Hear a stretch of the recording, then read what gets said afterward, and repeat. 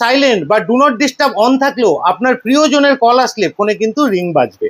এরকম অনেক সময় হয় না যে আমরা খুব ক্লান্ত আছি, এই সময় একটু রেস্ট নিলে ভালো হয় বা ঘুমালে ভালো হয়, সেই সময় চান না যে কোনো ফোন এসে আপনাকে ডিস্টার্ব করুক।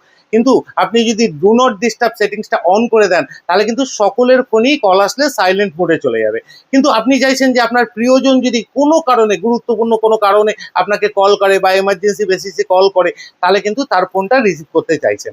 তাহলে সেটাই দেখাবো আজকের ভিডিওতে, কিভাবে আপনারা সেই সেটিংসটা করলে আপনার প্রিয়জনের ফোনটা কিন্তু আপনার ফোনের মধ্যে রিং বাজবে এবং আপনারা সেটা রিসিভও করতে পারবেন।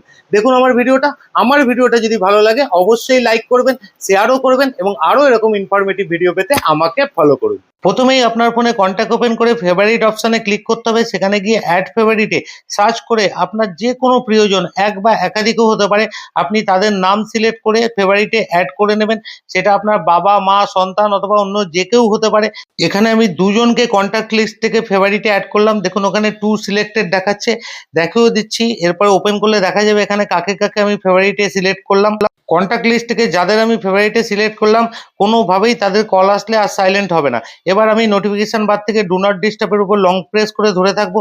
এবার যে ইন্টারফেসটা আসবে সেখানে কল অপশনটায় সিলেক্ট করব। এবার কল অপশনটা ওপেন হলে সেখানে স্টার্ট কন্ট্যাক্ট দেখাবে, মানে ফেভারিটে আমি যাদের অ্যাড করেছি সেটাই এখানে দেখাচ্ছে।